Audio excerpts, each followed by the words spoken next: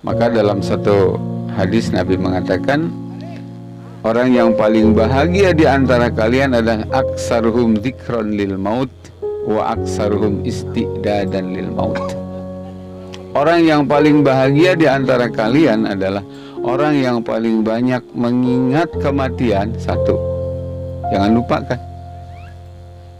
Dari pepohokan dia pasti mati.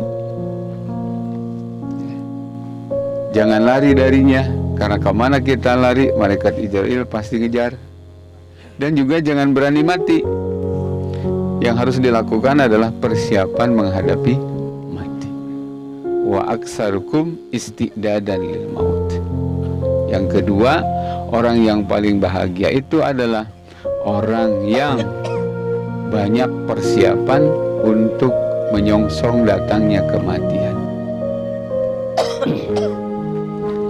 Apa yang harus dipersiapkan menghadapi kematian itu, teman-teman sekalian? Ternyata bukan uang. Karena berapapun jumlahnya uang, begitu susah dicari dan dikumpulkan, pada saat mati cuma kain kafan yang dibawa. Dalam madhab Imam Syafi'i, bahkan kalau ada orang dikubur, kemudian setelah beres dikubur, yang ngubur kehilangan dompet, ya, kehilangan jam tangan, dan diyakini sepertinya jatuh di dalam kubur tadi, itu wajib digali. Saking apanya?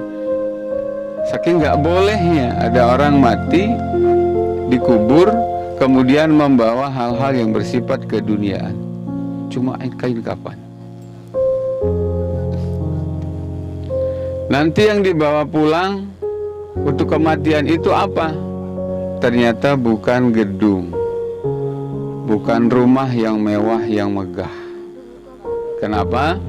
Karena rumah yang begitu mewah dibangun, mohon maaf, begitu kita mati itu ditinggalkan.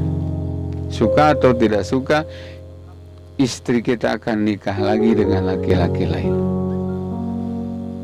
Itu kudu disingsieunan, awas ya mun kawin di riwaan cenah orang. Ya. Jadi rumah kita pun akan dipakai oleh laki-laki lain. Yang punya anak, nanti harta itu akan diwarisi kepada anak dan turunan. Dua kemungkinan, anaknya soleh bisa menggunakan hartanya jadi aset jariah. Tapi ketika anaknya tidak soleh, itu harta akan jadi beban yang menjadi investasi dosa jariah.